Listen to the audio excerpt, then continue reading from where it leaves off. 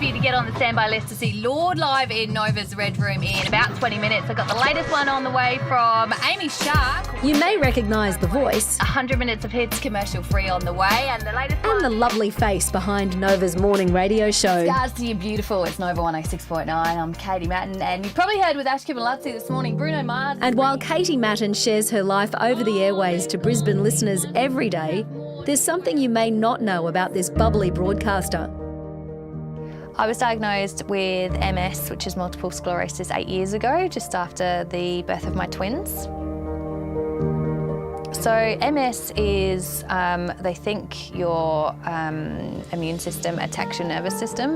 Best way to describe it actually is if, say you've got an electric cable, say you had a mouse that chewed through that cable, and then you're not going to hear too well. It's going to be sort of crackly and the signal's not quite getting through. That's what it's like.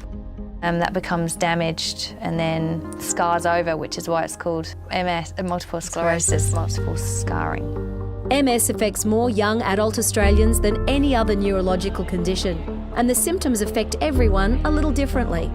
So that can cause numbness, weakness, pins and needles. Yeah, memory loss, sight problems. Everything that your nervous system does pretty much can be affected by it. Katie's diagnosis hasn't stopped her living her life. She's pursued her dream job at Nova. He looks like Kim Jong-un. Yeah, the guy Doesn't he? The comb over. The guy in charge of North Korea.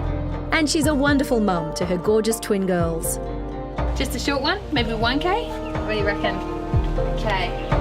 I mean, I have moments of still being scared because you just don't know what the future holds. I try and be positive.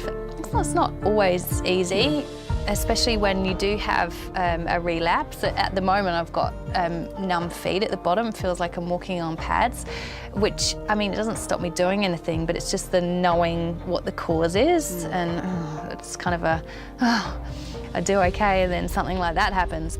Katie decided to come out publicly with her diagnosis in the hope that it would help others. So I kept it quiet for like 7 years. I think because I was embarrassed by it. I was a bit ashamed. I didn't want people to think there was something wrong with me or that I was a sick person. Because I am relatively okay at the moment, I wanted people like that are first diagnosed and are going through that whole What's going to happen terrified, next? oh my God, what if stage, that they could maybe go, oh, that girl from the radio, oh, she's got it, she's doing okay, so I can do okay as well.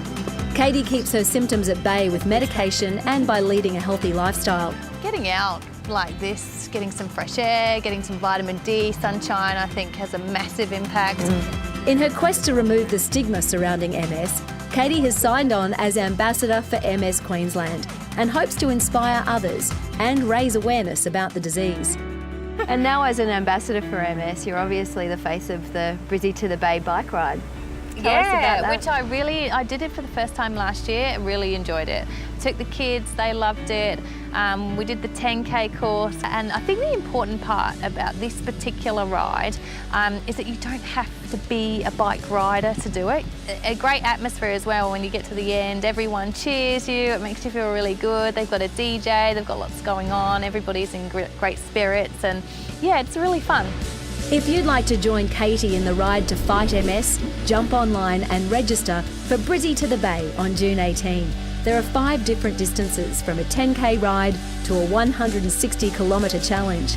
And if you'd like to find out more details about the incredible work MS Queensland does and how you can be involved in World MS Day on May 31st, just visit their website. And while you're online, make sure you visit queensland.com and the RACQ website.